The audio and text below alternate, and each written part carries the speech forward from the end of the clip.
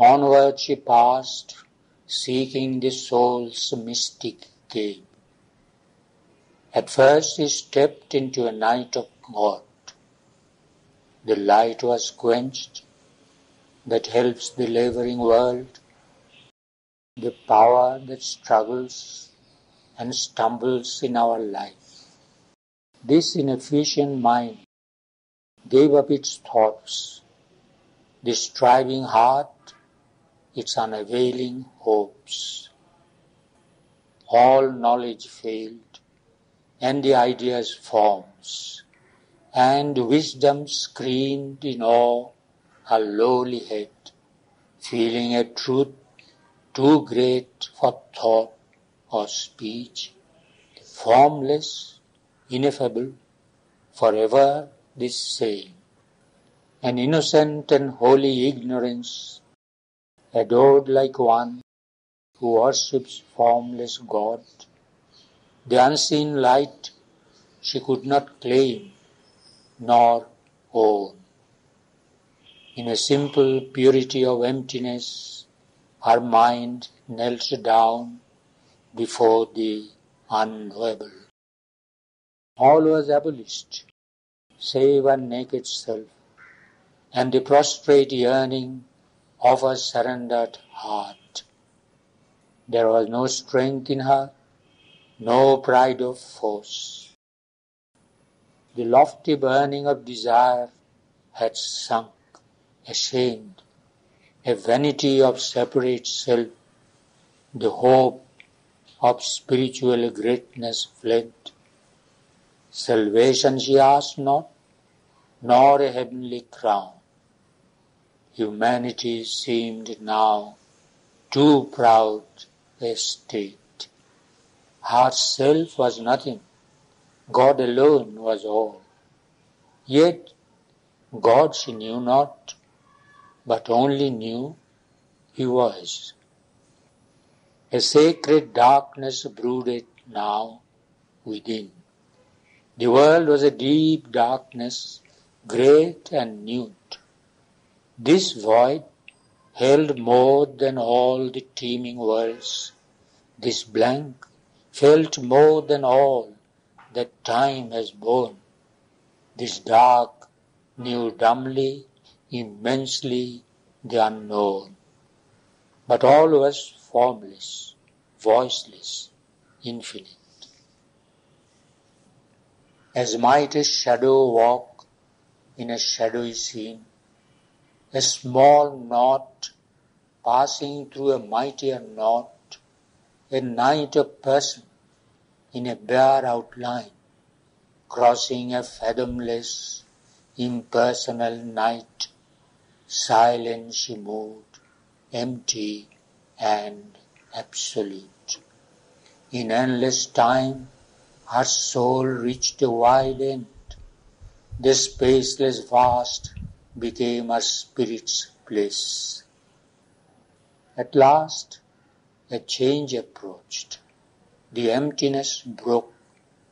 A wave rippled within. The world had stirred. Once more, her inner self became her space. There was felt a blissful nearness to the goal. Heaven leaned low to kiss the sacred hill. The air trembled with passion and delight.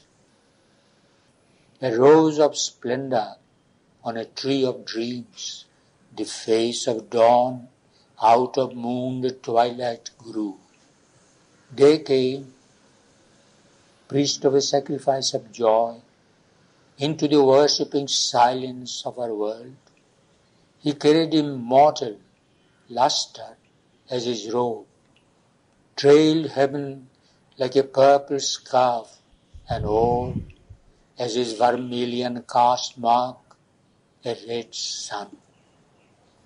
As if an old remembered dream come true, she recognized in her prophetic mind the imperishable luster of that sky, the tremulous sweetness of that happy air, and covered from mind's view and life's approach the mystic cavern in the sacred hill, and knew the dwelling of a secret soul. As if in some Elysian occult depth, truth's last retreat from thought's profaning touch, as if in a rock temple's solitude hid, God's refuge from an ignorant worshipping world, it lay withdrawn even from life's inner sense, receding from the untangled heart's desire. A marvelous, brooding twilight met the eyes, and a holy stillness held that voiceless space. An awful dimness wrapped the great rock doors, carved in the massive stone of matter's trance. Two golden serpents round the lintel curled, enveloping it with their pure and dreadful strength, looked out with wisdom's deep and luminous eyes. An eagle covered it with wide conquering wings. Flames of self-lost, immobile reverie, doves crowded the grey musing cornices like sculptured postures of white-bosomed peace.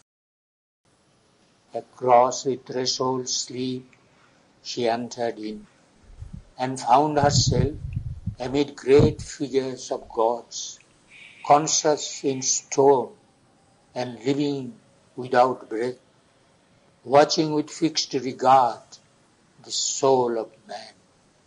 Executive figures of the cosmic self, world symbols of immutable potency. On the walls covered with significant shapes, looked at her the life scene of man and beast, and the high meaning of the life of gods, the power and necessity of these numberless worlds, and faces of beings and stretches of world space, spoke the succinct and inexhaustible hieratic message of the climbing plains. In their immensitude, shining infinity, they were the extension of the self of God, and housed, impassively receiving all, his figures, and his small and mighty acts, and his passion, and his birth, and life, and death, and his return to immortality.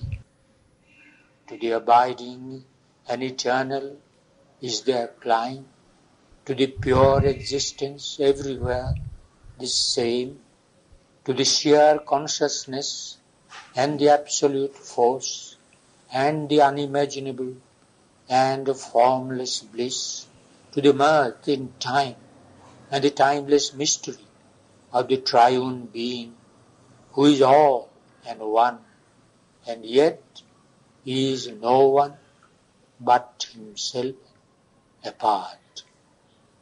There was no step of breathing men, no sound, only the living nearness of the soul. Yet all the worlds and God himself were there, for every symbol was reality, and brought the presence which had given it life.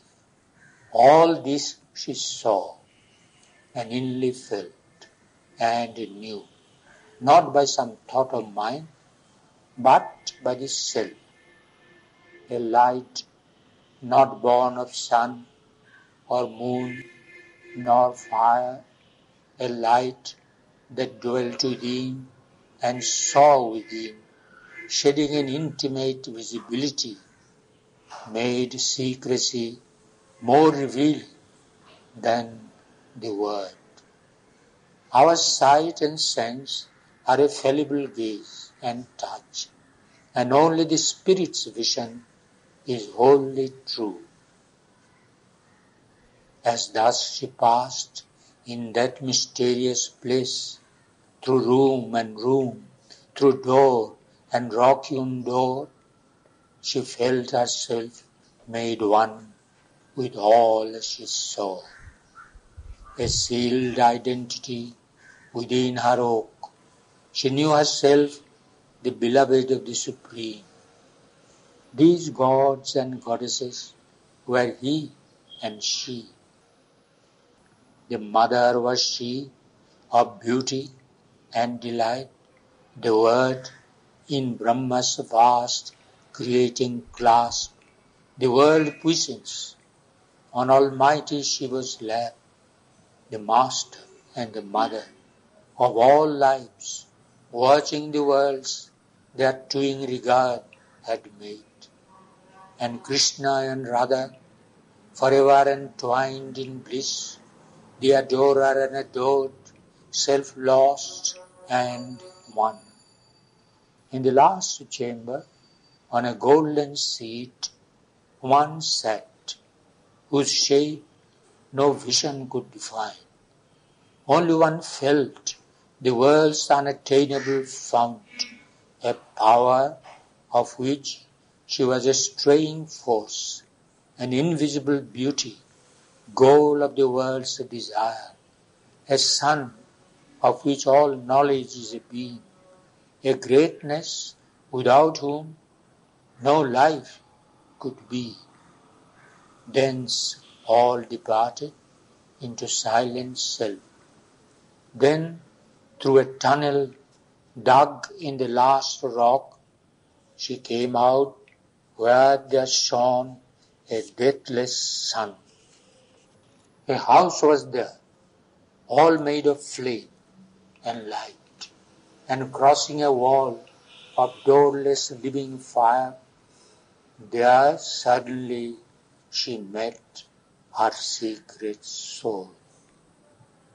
A being stood, immortal in transience, deathless, dallying with momentary things, in whose wide eyes of tranquil happiness, which pity and sorrow could not abrogate, infinity turned its gaze on finite shapes.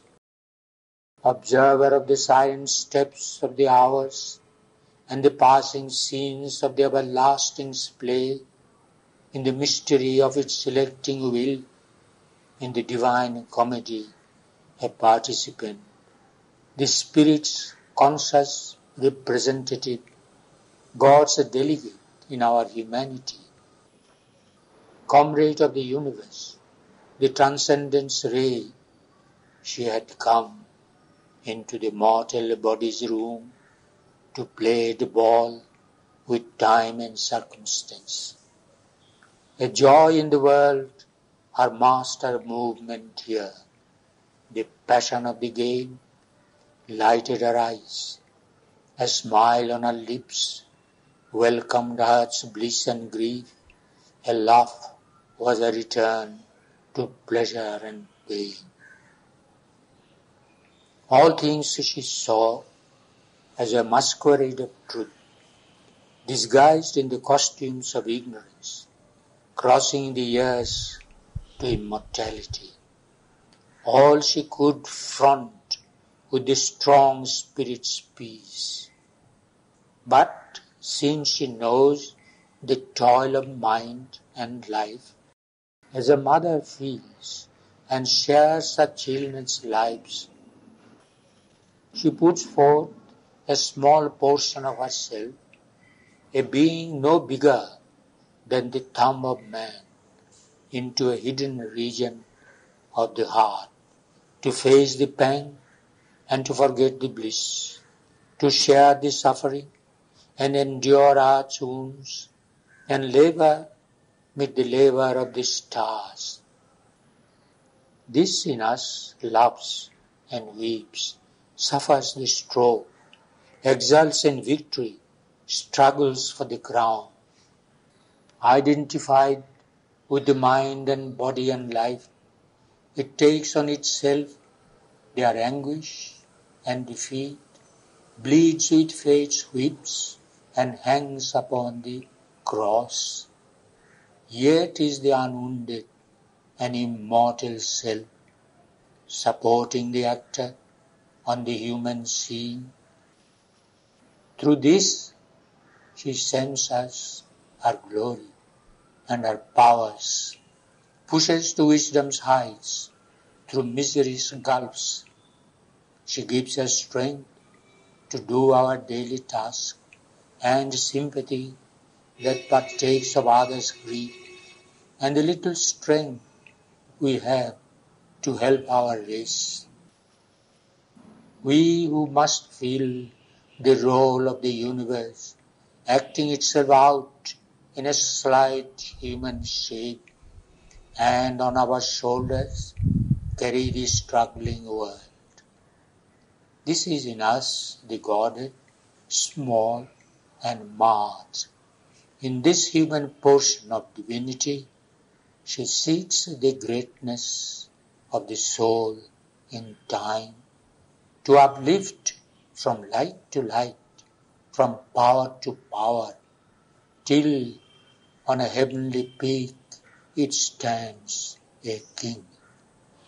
In body weak, in its heart an invincible might, it climbs stumbling, held up by an unseen hand, a toiling spirit in a mortal shape.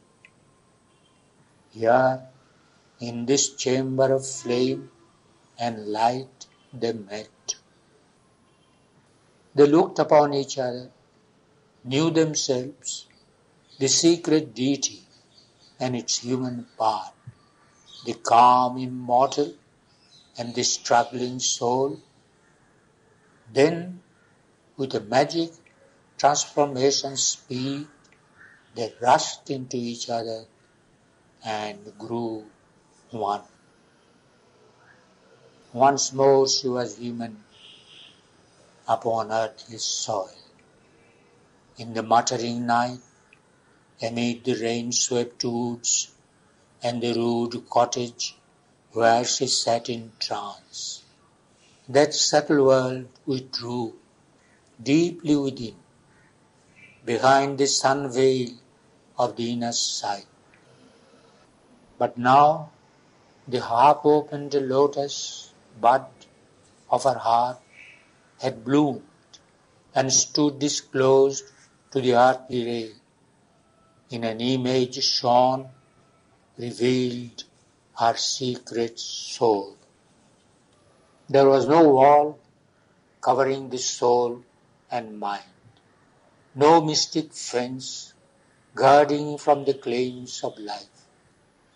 In its deep lotus home, her being sat, as if on concentration's marble seat, calling the mighty mother of the worlds to make this earthly tenement her house.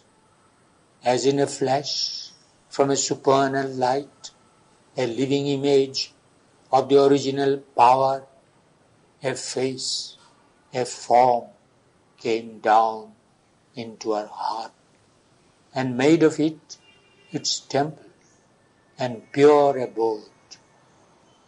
But when its feet had touched the quivering blue, a mighty movement rocked the inner space, as if a world was shaken and found its soul. Out of the inconscious, soulless, mindless night, a flaming serpent rose, released from sleep. It rose, billowing its coils, and stood erect, and climbing mightily, stormily on its way, it touched her centers with its flaming mouth, as if a fiery kiss had broken their sleep. They bloomed and laughed, surcharged with light and bliss. Then, at the crown, it joined the eternal space. In the flower of the head, in the flower of matter's base, in each divine stronghold and nature knot, it held together the mystic stream, which joins the viewless summits with the unseen depths, the string of forts that make the frail defense, safeguarding us against the enormous world, our lines of self-expression in its vast. An image set of the original power, wearing the mighty mother's form and face, armed, bearer of the weapon and the sign, whose occult might no magic can imitate. Manifold, yet one, she said, a guardian force. A savior gesture, stretched and lifted arm, and symbol of some native cosmic strength, a sacred beast lay prone below her feet, a silent, flame-eyed mass of living force. All underwent a high celestial change.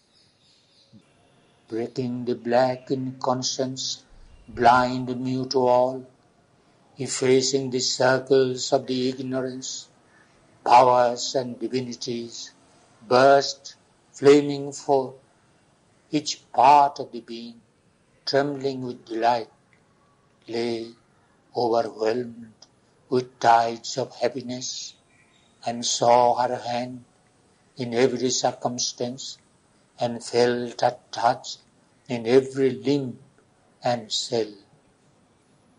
In the country of the lotus of the head, which thinking mind has made its busy space, in the castle of the lotus twixt the brows, whence it shoots the arrows of its sight and will, in the passage of the lotus of the throat, where speech must rise, and the expressing mind, and the heart's impulse run towards word and fact, a glad uplift and a new working gain.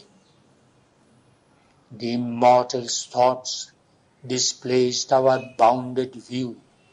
The immortal's thoughts, art's drab idea and sense. All things now bore a deeper, heavenlier sense. A glad, clear harmony marked their truth's outline, reset the balance and measures of the world. Each shape showed its occult design, unveiled God's meaning in it, for which it was made, and the vivid splendor of his artist's thought, a channel of the mighty mother's joys. The immortal's will took into its calm control our blind or erring government of life, a loose republic once of wants and needs, then bowed to the uncertain sovereign mind, life now obeyed to a diviner rule, and every act became an act of God. In the kingdom of the lotus of the heart, love, chanting its pure hymeneal hymn, made life and body mirrors of sacred joy, and all the emotions gave themselves to God. In the navel, lotus's broad imperial range, its proud ambitions and its master lusts were tamed into instruments of a great calm sway to do a work of God on earthly soil. In the narrow neither center's petty parts, its a childish game of daily dwarf desires was changed into a sweet and boisterous play, a romp of little gods with life in time. In the deep place where once the serpent slept, there came a grip on matter's giant powers for large utilities in life's little space. A firm ground was made for heaven's descending might. Behind all reigned a sovereign deathless soul, casting aside its veil of ignorance, allied to gods and cosmic beings and powers. It built the harmony of its human state, surrendered into the great World Mother's hands. Only she obeyed her soul's supreme behest in the enigma of the inconscious world. A secret soul behind, supporting all, is master and witness of our ignorant life, amidst the person's look and nature's role. But once the hidden doors are flung apart, then the veiled king steps out in nature's front. A light comes down into the ignorance, its heavy, painful knot loosens its grip. The mind becomes a mastered instrument, and life a hue and figure of the soul. All happy grows towards knowledge and towards bliss. A divine puissance then takes nature's place and pushes the movements of our body and mind. Possessor of our passionate hopes and dreams, the beloved despot of our thoughts and acts, she streams into us with her unbound force, into mortal limbs, the immortal's rapture and power. An inner law of beauty shapes our lives. Our words become the natural speech of truth. Each thought is a ripple on a sea of light. Then sin and virtue leave the cosmic lists. They struggle no more in our delivered hearts. Our acts chime with God's simple natural good, or serve the rule of a supernal right. All moods unlovely, evil and untrue forsake their stations in fierce disarray and hide their shame in the subconscious dusk. Then lifts the mind a cry of victory. O soul, my soul, we have created heaven. Within we have found the kingdom here of God, His fortress built in a loud, ignorant world. Our life is entrenched between two rivers of light. We have turned space into a gulf of peace and made the body a capital of bliss. What more, if more must still be done? In the slow process of the evolving spirit, in the brief state between a death and birth, a first perfection stage is reached at last. Out of the wood and stone of our nature's stuff, a temple is shaped where the high gods could live. Even if the struggling world is left outside, one man's perfection still can save the world. There is one a new proximity to the skies. a first betrothal of the earth to heaven, a deep concord between truth and life.